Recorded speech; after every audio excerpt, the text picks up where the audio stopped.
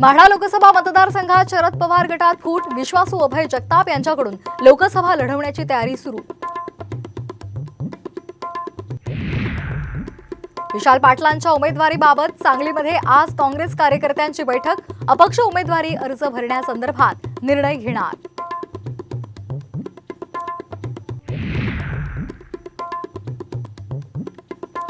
महायुतीला बिनशर्त पाठिंबा जाहीर केल्यानंतर मनसेची आज पहिलीच बैठक, निवडणूक प्रचाराची पुढची दिशा ठरवणार।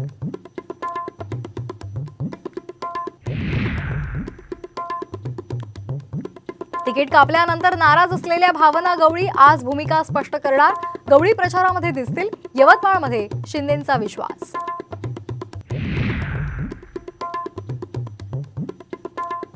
पुढच्या काही तासात इराण इस्रायलवर मिसाईल हल्ला करण्याची शक्यता, दोन्ही देशात प्रवास न करण्याच्या केंद्र सरकारच्या भारतीयांना सूचना।